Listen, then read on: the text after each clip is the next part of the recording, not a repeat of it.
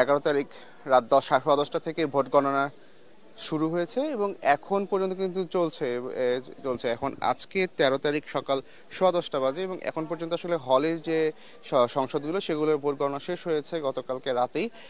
এখন চলছে কেন্দ্রীয় সংসদের গণনার কাজ এবং এই মুহূর্তে আসলে কতটি সংসদের সংসদে কেন্দ্রীয় সংসদের ভোট গণনা হয়েছে এবং কি অবস্থা সামগ্রিক বিষয়গুলো নিয়ে আমি আমার সঙ্গে কথা বলতে চাই, যুক্ত করতে চাই আমাদের প্রথম আলো সাভার প্রতিনিধি শামসুজ্জামানকে। শামসুজ্জামান, কেমন আছেন? জি, আলহামদুলিল্লাহ ভালো আছি। আপনারা তো গত প্রায় 3 দিন ধরেই টানা এখানে সংবাদ সংগ্রহের কাজ করছেন। আচ্ছা, আমাদেরকে একটু সর্বপ্রথমে বলেন যে সর্বশেষ কি অবস্থা, কতটি মানে হলের কেন্দ্রীয় সংসদের ভোট গণনা শেষ হয়েছে আর কতক্ষণ লাগতে পারে আরো?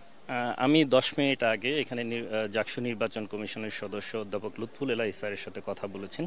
উনি যেটা আমাদেরকে জানিয়েছেন যে এ পর্যন্ত কিন্তু 15টি হলের ভোট গণনা শেষ হয়েছে আর বাকি হলগুলোর ভোট গণনা চলছে।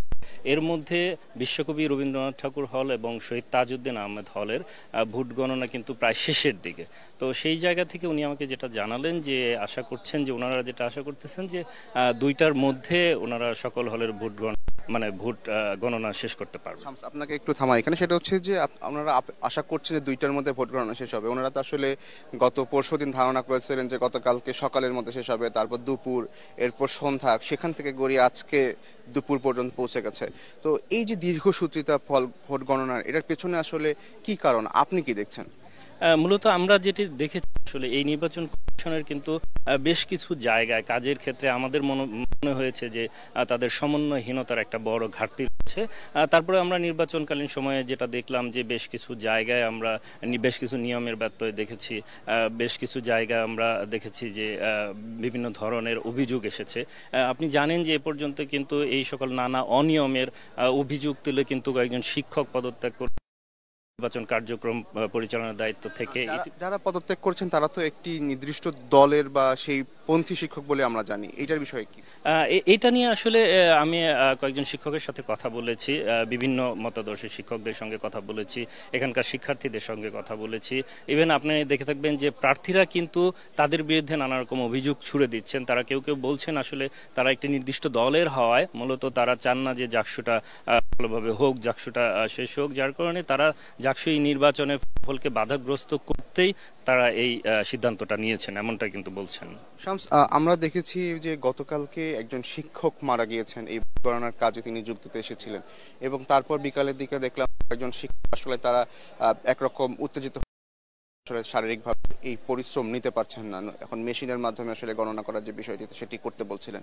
তো এই মুহূর্তে এখন কি অবস্থা এবং হল সংসদের গণনা তো করতে অনেক দীর্ঘ সময় লাগলো, কেন্দ্রীয় সংসদে গণনাটা মনে হচ্ছে তুলনামূলক তাড়াতাড়ি হচ্ছে, এর পেছনে কি কারণ? আসলে এটা বাস্তবতা নিরিখে যে টিচাররা অসুস্থ হয়ে যাচ্ছেন, আমি যেটা দেখলাম আজকে সকালের দিকে এসে এখানে দেখলাম অনেকজনই কিন্তু আমাদের সিনেট হলে যারা নির্বাচনে ভোট গণনার সাথে দায়িত্বপ্রাপ্ত শিক্ষকরা রয়েছেন, তারা কিন্তু একটু সুযোগ পেলেই ঘুমাচ্ছেন, একটু নিজেদেরকে একটু ক্লান্তিটা দূর করার চেষ্টা করছেন। ইভেন আমি দেখেছি যে প্রার্থীরা যারা আছেন তারা কিন্তু পাটি বিছিয়ে তারা কিন্তু ঘুমাচ্ছেন। তো আপনি যেটা বললেন শুরুতে যে গত 11 তারিখ বৃহস্পতিবার কিন্তু আমরা যদি ধরি যে সারা দিন তারা পরিশ্রম করেছেন ভোট গ্রহণের ক্ষেত্রে, এরপরে তারা কিন্তু আসলে অনেক শিক্ষক আমাদেরকে এটা অভিযোগ করছেন যে তাদের কিন্তু বলা হয়নি যে ম্যানুয়াল পদ্ধতিতে ভোট গণনা হবে, তারা এটা সম্পর্কে অবগত ছিলেন না। তো স্বাভাবিকভাবে মানসিকভাবে কিন্তু তাদের ওই প্রস্তুতিটা ছিল না। যখন সারাদিন তার শিক্ষকরা ভোট গ্রহণ করলেন, এরপরে রাতে হয়তো একটু সময় পেয়েছেন, সকালবেলা থেকে আবার টানা হচ্ছে যে এই ভোট গণনার কাজে তারা জড়িত হলেন, স্বাভাবিকভাবে মানসিক এবং শারীরিক একটা পরিশ্রম হয়ে যায়। তো যে শিক্ষকের কথা বললেন যিনি মারা গেছেন, ওই শিক্ষকের ব্যাপারে আমরা যেটা শুনেছি বিশ্ববিদ্যালয় প্রশাসনের পক্ষ থেকে, তারা কিন্তু ডাক্তারের বরাত দিয়ে আমাদেরকে যেটা জানিয়েছেন যে উনি হৃদযন্ত্রের ক্রিয়া বন্ধ হয়ে তিনি মারা গেছেন। আর আরেকটা বিষয় যে আপনি যেটা জানতে চাইলেন যে শিক্ষক এবং যারা নির্বাচনের দায়িত্ব আছে, আসলে একটা দীর্ঘ সময় টানা কাজ করাটা অনেক কষ্টসাধ্য। আবার অনেকেই আছেন যাদেরকে বলা হয়েছে হয়তো যে ভোট গণনা হবে এখন, তারা এসেছেন কিন্তু দেখা গেছে যে দীর্ঘ 5 ঘন্টা 7 ঘন্টা পরে তারা টেবিল পেয়েছেন, তারপরে ভোট গণনা হচ্ছে। তো মূলত আসলে যে একটা এই দূরদর্শিতার অভাব আমার মনে হয়েছে নির্বাচন কমিশনের, যে এগুলো কিন্তু অনেক আগের থেকেই প্রিপারেশন থাকা উচিত ছিল, এবং কারা ভোট গণনার সাথে থাকবেন, কারা ভোট গ্রহণের সাথে থাকবেন, এবং সেটা কোন প্রক্রিয়ায় হবে, এই বিষয়গুলো একদম শুরুর দিকের কাজ আমার মনে হয়। তো সেই জায়গাটা যদি একটা সময় করে করা হতো, ইভেন নির্বাচন সংশ্লিষ্ট যারা আছেন নির্বাচন কমিশনের, আমার কাছে মনে হয়েছে, এবং শিক্ষক এবং শিক্ষার্থী যে অভিযোগটা করছেন বারবারই, যে তাদের পূর্ব অভিজ্ঞতার জায়গাটাতে এই ধরনের একটা বড় নির্বাচনের সেই জায়গাটাতে কিছুটা ঘাটতি ছিল বলেও মনে করছেন। এক্ষেত্রে তারা আমাদেরকে কিছু সাজেশনের কথাও বলেছিলেন আগে, এবং এখনো যে নির্বাচন, এই ধরনের বড় নির্বাচন করেছেন এমন কোনো বিশেষজ্ঞকে এখানে উপদেষ্টা হিসেবে কিংবা নির্বাচনের এই কাজের সাথে সংশ্লিষ্ট রেখে এটা করা যেত কিনা, কিংবা পূর্ববর্তী জাকসু নির্বাচনে বিভিন্ন সময়ে যারা সদস্য ছিলেন তাদেরকে আসলে এটার সাথে ইনভলভ করা যেত কিনা। আমরা কয়েকজন সাবেক ভিপি যিনি ছিলেন, তারপরে আপনার কেন্দ্রীয় ইয়ার সদস্য যারা ছিলেন, তাদের সঙ্গে কথা বলেছি। তারা কিন্তু হতাশা প্রকাশ করেছেন আমাদের কাছে। তারা বলেছেন যে আসলে তাদেরকে ওইভাবে এটার সাথে যুক্ত হওয়ার জন্য বা তাদের মতামতকে কিন্তু প্রশাসন গুরুত্ব দেয়নি, এবং কিছু কিছু ক্ষেত্রে চায়ও নি। তো আমার মনে হয় সামগ্রিক আসলে একটা অব্যবস্থাপনা এটার জন্য দায়ী হতে পারে আর কি। তার মানে আমরা দেখছিলাম যে দেখেন ভোট গ্রহণের সময়ও আসলে নির্বাচন কমিশনের বিভিন্ন অব্যবস্থাপনা আমরা দেখেছি। ভোট দেরিতে শুরু হয়েছে, বিদ্যুৎ বিভ্রাটের সময় বিকল্প কোনো ব্যবস্থা ছিল না, ব্যালট অতিরিক্ত কেন ছাপানো হয়েছে সেটা নিয়ে অনেক প্রশ্ন ছিল।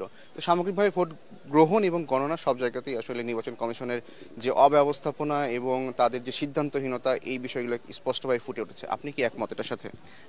এটা আসলে তথ্য, এবং আমরা যেটা দেখলাম, এবং শিক্ষক শিক্ষার্থীদের অভিযোগ, মানে বিশ্ববিদ্যালয় ক্যাম্পাসের অংশীজন যাদেরকে বলি আমরা, তাদের অভিযোগের ভিত্তিতে এবং আমাদের নিজস্ব অ্যানালাইসিসের ভিত্তিতে আমরা দেখেছি শুরু থেকে, এবং আমাদের বেশ কয়েকটি রিপোর্টও গিয়েছে যে নির্বাচনী আচরণবিধিতে বেশ কিছু ধারা ছিল যেগুলো আসলে মনে হয়েছে এই জাকসুর জন্য সহায়ক না, জাকসুকে একটু চেপে ধরার একটা প্রক্রিয়ার মতো একটা বিষয়। এরপর আমরা নির্বাচনে যখন ভোটের দিন দেখলাম, সেখানে কিন্তু এক এক হলে বিভিন্ন ধরনের নিয়ম, কোনো হলে আঙুলে অমোচনীয় কালি দেওয়া হচ্ছে, কোনো হলে দেওয়া হচ্ছে না। আমরা যখন জিজ্ঞেস করলাম তখন তারা বললেন যে এটা আসলে সম্পর্কে অবগত না। ইভেন পুলিং এজেন্টের বিষয়ে, প্রার্থীদের পুলিং এজেন্টের বিষয়ে কিন্তু আমরা দেখেছি যে কিছু জায়গায় হলের যারা দায়িত্বরত ছিলেন তারা নিজ উদ্যোগে একটা ফর্মের মতো করে সেটার মধ্যে তথ্য নিয়ে এরপরে পুলিং এজেন্টগুলোকে আপনার নির্ধারণ করছেন, এবং সেটা আবেদনের ভিত্তিতেই। তো এটা তো আসলে নির্বাচন কমিশনের কাজ। এটা হওয়া উচিত ছিল আরও একদিন আগে একটা কার্ড দেওয়া উচিত ছিল যে এরা পুলিং এজেন্ট হবেন। তো এই জায়গাগুলো আসলে ব্যর্থ হয়েছে বলে আমার মনে হচ্ছে, এবং অন্যান্য বেশ কিছু অভিযোগ এসেছে যে হঠাৎ করেই চলে যাচ্ছে ভিপি প্রার্থী কোনো হলে, জাল ভোটেরও অভিযোগ এসেছে। তো এই বিষয়গুলো শিক্ষার্থীদের কাছ থেকে পাওয়া অভিযোগ। তো এই জায়গাগুলো আমার মনে হয় যে এই প্রশ্নগুলো উঠতো না যদি সম্মিলিতভাবে এবং সকল স্টেক হোল্ডারদের নিয়ে একটা সুন্দর আচরণবিধি এবং সব কিছু একটা সকলের মতামতের উপরে ভিত্তিতে যদি এমনটা করা হতো আর কি পুরো নির্বাচন প্রক্রিয়াটা। শামস, আপনার কাছে শেষ প্রশ্ন আমার, সেটা হচ্ছে যে আপনি এই বিশ্ববিদ্যালয়ের শিক্ষার্থী, দীর্ঘদিন আপনি এখানে সাংবাদিকতা করেছেন ছাত্র অবস্থায়, এখন কর্মজীবনও আপনি এই এলাকাতেই সাংবাদিকতা করছেন। তো আসলে এই যে 33 বছর পরে জাকসু নির্বাচনটাতে শেষ পর্যন্ত ভোট গ্রহণ শেষ হয়েছে, এখন ফলাফলে কি হবে বা কারা আসবেন সে বিষয়ে আমরা জানি না, কিন্তু শিক্ষার্থীদের মধ্যে সামগ্রিকভাবে আপনি কি লক্ষ্য করেছেন, ইতিবাচক কি কি দেখেছেন আপনি? আমি যেটা আসলে কথা বলে সবার সঙ্গে জেনেছি এবং নিজে যতটুকুন দেখেছি, 33 বছরের জাকসুটা হওয়াই ছিল এই বিশ্ববিদ্যালয় প্রশাসন, শিক্ষার্থী এবং সকলের হচ্ছে মূল লক্ষ্য। এই জায়গাটাতে কিন্তু আমরা দেখেন যে আমরা প্রতিনিধির কাছ থেকে বিভিন্ন প্রার্থী যারা ছিলেন তাদের কাছ থেকে যেটা শুনলাম যে তারা একটা কথা বলতেছেন, অব্যবস্থাপনা ছিল, অনিয়ম ছিল, কিন্তু জাকসু হোক। মানে আমরা এক ধরনের যে অনিয়মকে এবং অব্যবস্থাপনাকেও আমরা টলারেট করতেছি জাকসুর জন্যে।